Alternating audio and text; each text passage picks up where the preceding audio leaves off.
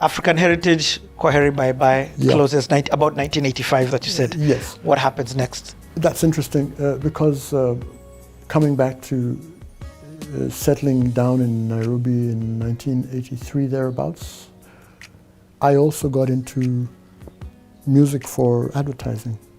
Aha. That's when I really got into starting to produce, and I would do some with the band, but I'd do a lot on my own, and so that became my mainstay. Okay, let's talk about that. Became your what was providing for you? Yeah. Who? I should mention also that when I did come back in 1983, get a job, you know. so I worked in the treasury for 2 years while African Heritage was, you know, kind of like a side hustle. Yeah, that's yeah. Yeah. That's crazy.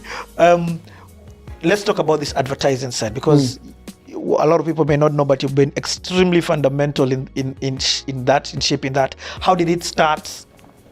This is the agency life now. Yes. Yeah.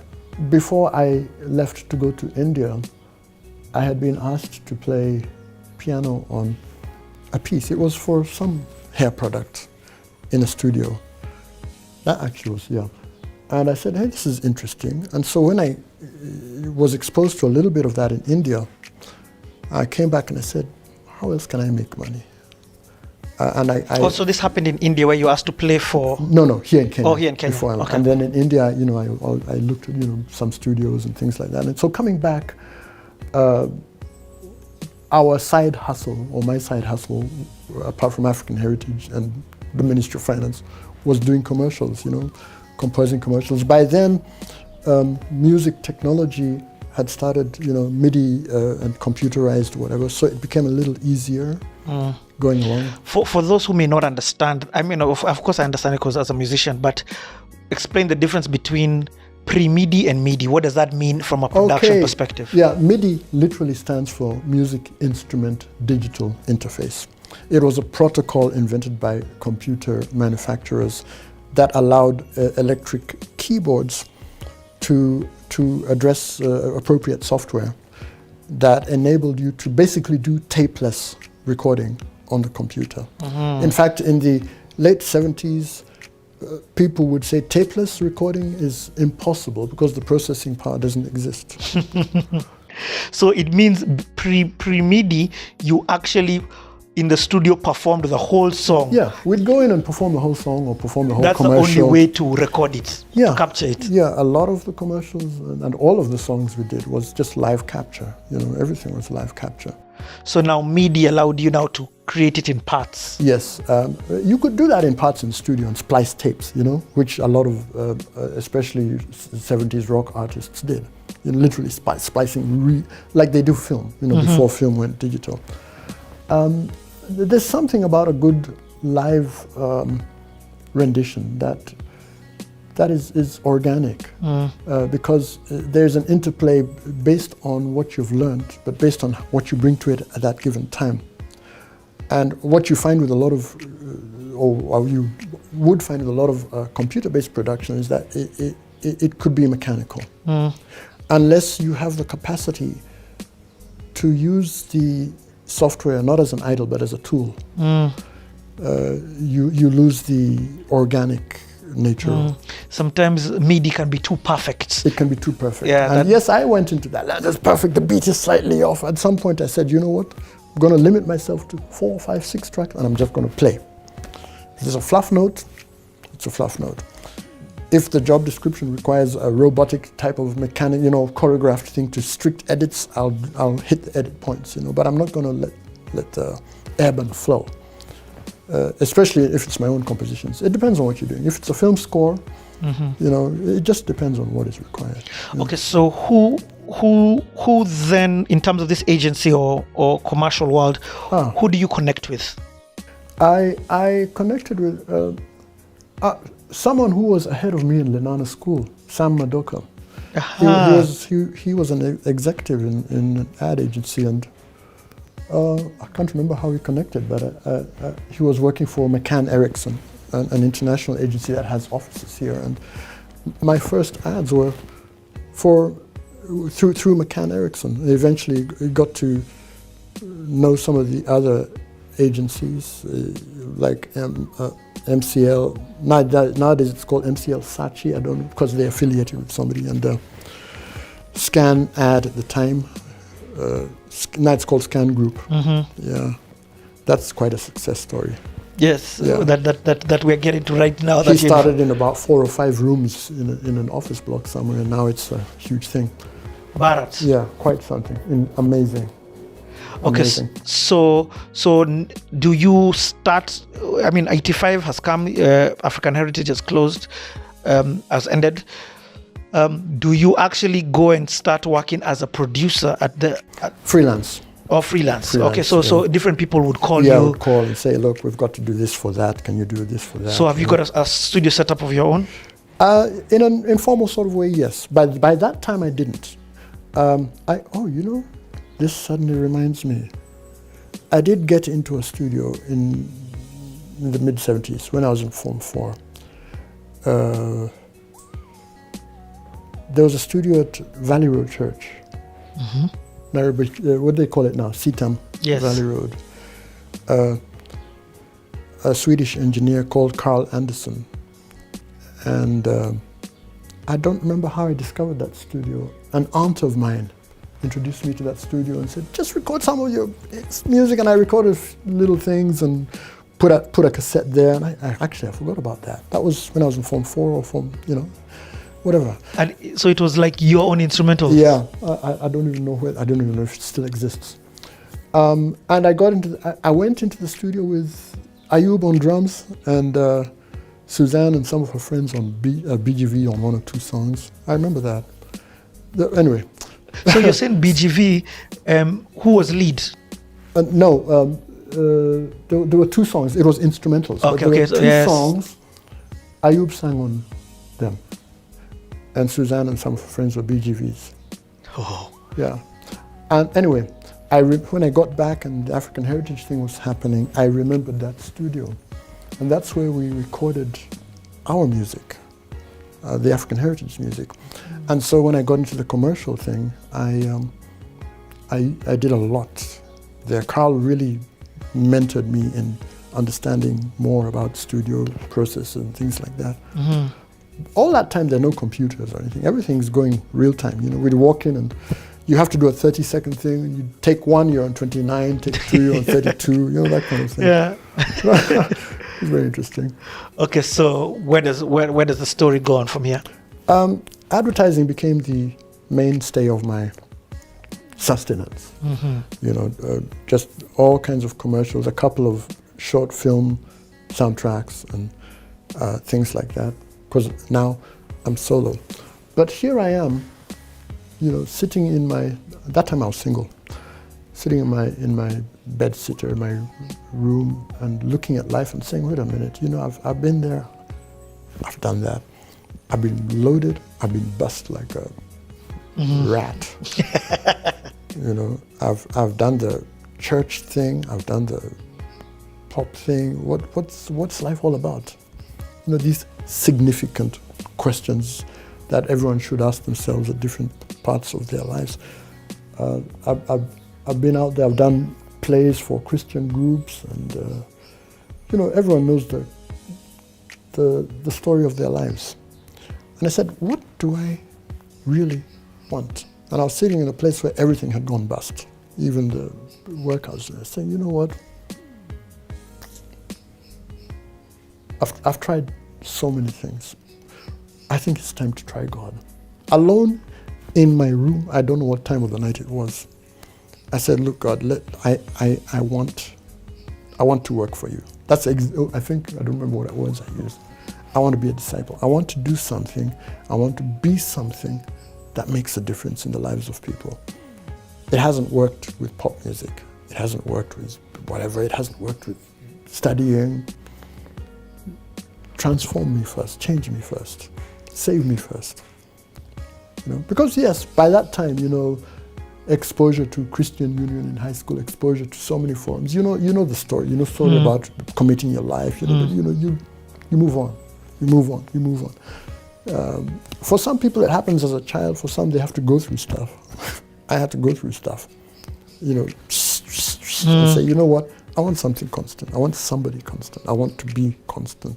And I want to be able to provoke people to be constant. Save me first.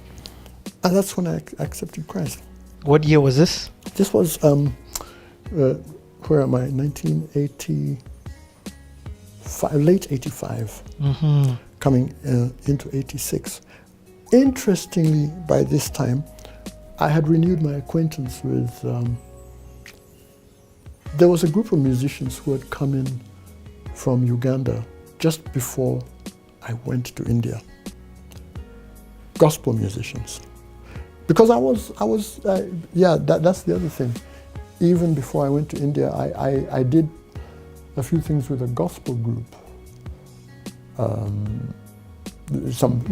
Based in Nairobi Baptist Church. And these people came in from Uganda, and they were incredibly talented.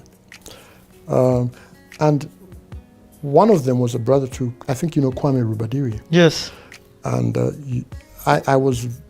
they asked me to play organ for them and things like that, and it was quite something. I was introduced to them by a family friend called Catherine Bathi, who really, she was a gospel type of singer, and she really inspired young people and things like that. They were called the Revivals from Uganda, and I was moonlighting with this group called the Trekkers from Nairobi University. And it was those kind of heart experiences that came back to my mind now in the 80s. And I said, this is what I want. And eventually, I joined a gospel group of who Kwame was one of the leaders. And a few other people I had known in the past, just from basic circles or school circles and things like that. And one person who I had never known, who was then to become my wife, was in that group. Now, that wasn't the plan, but she was there. I found her there, And with this group, we did quite a few things, college fellowships, college forums, a few churches. Reverend Dennis White had just set up CETAM Valley Road, the current structure, and he really encouraged us a lot. At that time, we would lead worship and forums and things like that. We'd go around with large fellowships like Pan-African Christian Women's Association would have fellowships, and we would lead worship there.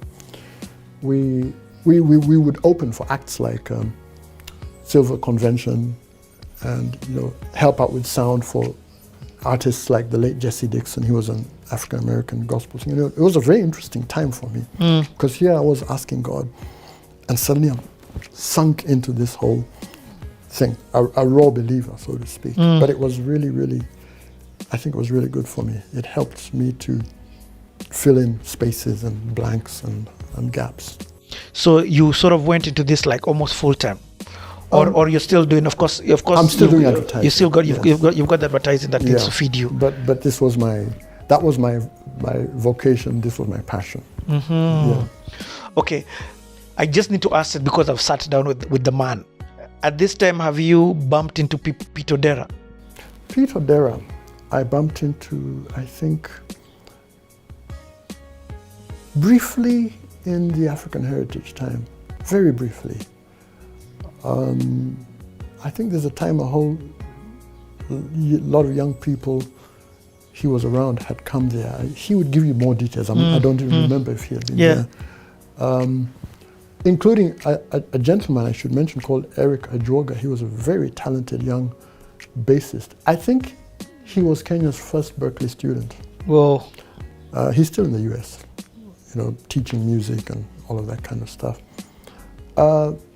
When do I distinctly remember meeting Pete? Anyways, so these guys are doing their thing. They're unreachable. I'm broke, and they're unreachable.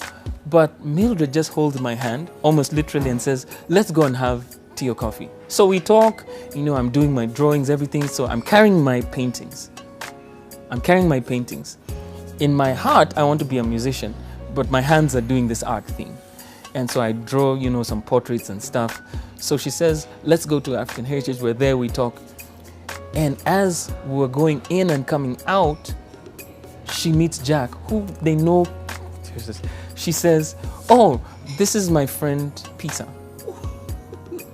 And I like, so here I am with supermodel, and I like faint because I've met my hero, Jack Odongo. And I say, oh my God, I'm tongue-tied, what am I gonna do? And I want to tell him, dude, you gotta hear my music. I don't have a single recording, I have nothing because I've never been to a studio in my life. I don't know what to do. Oh goodness, what am I gonna do? I don't know what to say. And he looks at the paintings and says, keep it up, and walks away. Yeah. And I say in my heart, no, come back, I can sing.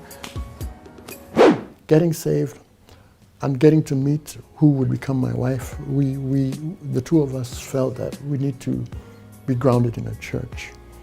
And we discovered what is now called the International Christian Center. It was a small fellowship at that time meeting in the French Cultural Center auditorium. In the French Cultural Center? Auditorium, yes. What? Small, there were not more than 120 people, 100 people. A lot of expatriates. Apparently the Assemblies of God institution has churches all over East Africa. But this church was specifically to cater for the missionaries. ICC now? Yes, at that time. Yes, that time. And so it was just about 50% missionaries and 50% Kenyans at the time. Under a pastor under who we actually got married, who became like parents to us. Incredible. He's now in the States. His wife passed on not too long ago. If I ever had adult parents, it was them. I was new in the faith, and my wife and I really grew. We spent about 7 years in that church. He entrusted us with the worship ministry, encouraged us. I discovered at that time my wife was also a composer and a writer, and so we wrote musicals, Christmas musicals, Easter musicals for about 7 years. In that process, we met people like Peter Odera, who actually took part in one of them. Yes, I remember that. Yeah, Pete was in a group based in Baptist Church called Triumph. Younger people, they were excellent. They were really good. Some of the members are now in the States, some are back here. That was my real encounter with Pete, in that time when we were in the ICC, because the church had a policy of allowing us to do musicals and calling people in from, young people from whichever churches. It was quite a time of growth spiritually, and in terms of life focus and putting perspective to what is wealth, what is heritage, what is inheritance, what is the use of it all, so to speak, quote unquote. Do you remember recording his first album? Oh gosh, yeah. I think he called the album Say Yes. Yeah, you're reminding me. So I got it in my head that I should leave my band and record a solo project. And so I said, guys, it's been real. It's not that I hate you. I just need to do me. It's not you. It's not you. It's me. It's me. And so I went to Jack and I said, Jack, can you produce my first project? And I don't even know what ended. I had no money to do this project. And so he told me what it would cost. So the entire project was supposed to cost, album and everything, stuff he was going to help me, was going to cost me 10K. That was like, he's like doing me a favor. It's 10 songs, 8 songs or whatever, it's going to cost you 10K plus masters. I said, wow. Okay, you need to understand, it's not master CDs, it's master tape. Yes. A chrome tape that I could go and make copies. And make copy chrome tapes. Make copy tapes from there. I learned the entire process from working with Jack Odongo. So there I was, and he said, okay, I'll do it. Take a chance on this kid who knows nothing. It's like 91? 1990. Oh, we're still in 1990, yeah? That was, I was just building up to the 1990. So we started work on this project. We did the preliminary beats and stuff with my friend John Menya, who had the one with the synthesizer and stuff. So we do the preliminary beats, program the sequencer, and then go to Jack's and dump do a MIDI dump, and now start recording on the first 8-track recorder that I'd ever worked with. So my first album had 8 tracks. 8 tracks. 2 tracks for the audio, 3 tracks for vocals. So that's 5 tracks taken, and then keys on maybe tracks 6 or 7, and 1 for a click. So it was like 7. What you hear on the actual recording, I can't even bear to listen to it anymore, is 7 tracks and a click track that was muted, and then we do overdubs, do some punch-ins and mix that down, and then dub it back into the actual recording. Yes. And then mix it, and then we had a recording. This was in that season. By that time, I had managed to put together a little 4-track studio, still doing commercials, and trying to record my wife and my music, and different artists. Did quite a few albums on that. No computers. It was interesting. Who are some of the people you worked with in that season? Oh, can you remember? Gosh, you mean in advertising or in music? In music. Oh my gosh, Ruben Kigame. That was his first album, I think. Beautiful songs. He was in KU at the time, and he had a quartet, 2 ladies and 2 guys who had the most exquisite harmonies with their whole album. Now I remember. For Ruben. Yeah, Ruben. Yeah, that's when I first met Ruben. Yeah. You later went on. I actually spoke with Ruben, and he told me you even played at his wedding. Yeah. Yeah. Just to throw that in. Yeah, I did. Because Ruben, what an incredible musician, incredible mind. Okay, so I'm trying to get some context here. So now you've set up this small studio where you're able to work. Mm-hmm. You're getting involved in church. At this time, currently, I see they're not even at Ufungamana House at this time. No. They were at the French Cultural. I didn't even know that they started there. French Cultural Center. Okay, so let me just paint some context here. So you've got this setup that you've got. You've got this ICC worship that you're doing. You're finding God. Let me ask though about some of the ads that you've done at this time. Let's talk a little bit more about the commercials, because what was being played on TV was being done by you. In fact, when I interviewed Peter Dera, he said he came to you because of what he had seen on TV. Oh. An ad, I think it was, I don't know what you. Well, I wasn't the front man. I was in the back. Yeah, but you were the one making the music. Yeah, I'm just trying to remember. Oh gosh, which clients, is that what you're asking? Yes. Who are some of the projects that you worked agencies? On? All of this was done through ad agencies, but clients like Robilac Paints, McLean's toothpaste. Oh gosh, Crown Paints. Dun, dun, dun, dun, dun, dun, dun, dun, dun. Was that you? Crown Paints? Yeah. That's when I was a kid. I remember that ad.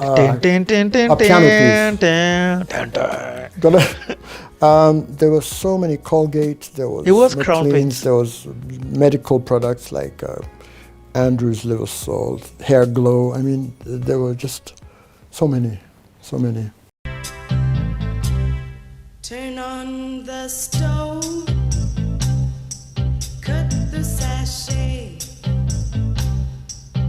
pour it in, gonna make my day. That smell, it excites me, that taste, it delights me. When I pour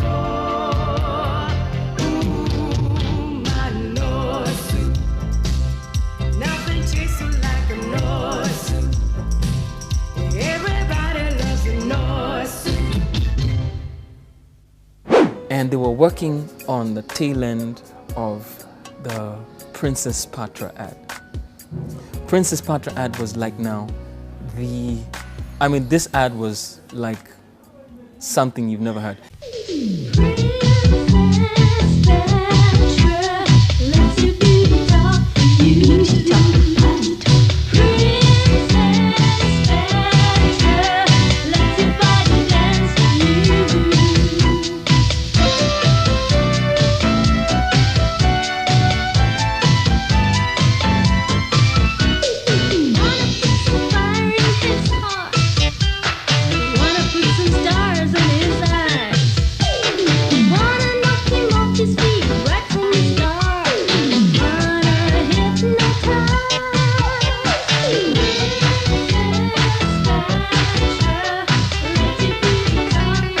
Princess Patra.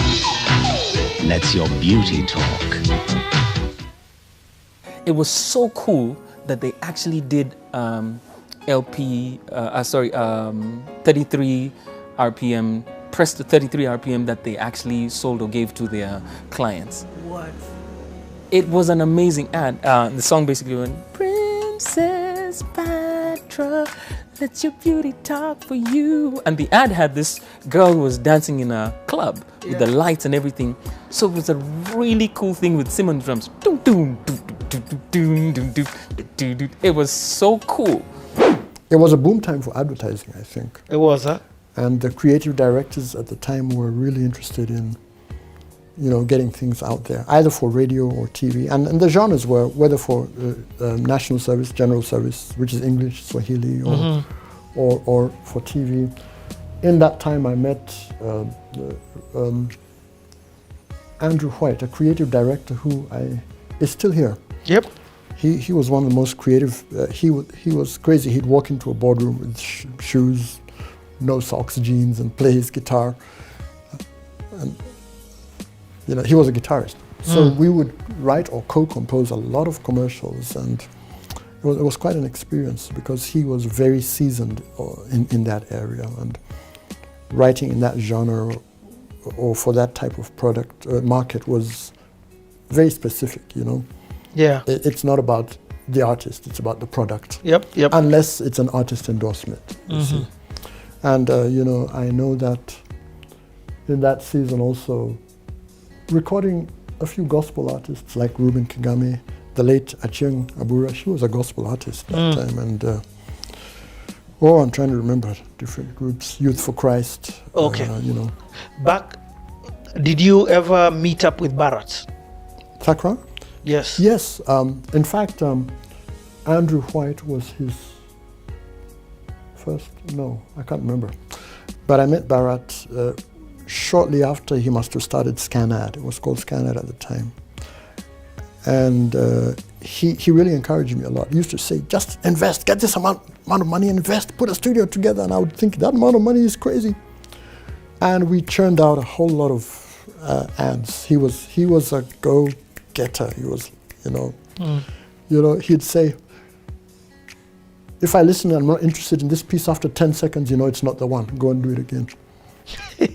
He was crazy, but it really pushed to get the exact brief and to get things going. He was really innovative. He didn't like to waste time. It was about product, endorsement, client satisfaction, I can see why he is where he is. He was very challenging. I found him very challenging in the sense that, boy, you better have your A game on. All the time. Yeah, he doesn't want stories, your A game. So that was, okay. So what now period are we talking about? You've gotten saved, you're now... Well, this advertising thing started from around, almost literally from 83 with the African Heritage, when I was with them, going on right through that time. Yes, now I remember, I did meet Andrew White, I think in 84 or 5 when he first came to Kenya. He was not with Scan Group at the time. He came in as this creative director who was so informal, so brilliant, so casual, but so spot on. And we did a lot of great stuff for Bata, Marie Claire, all kinds of things. Yeah. Okay, so you've made this. I want us to sort of plug now into the church, and just understand where it goes, because you've made this commitment. God, use me. I want to work for you. You've got all this skill and training, and so now where does that story go? Well, first of all, in fact, how is the church seen at this time? You see, what churches exist, what churches are there, where are people going to church?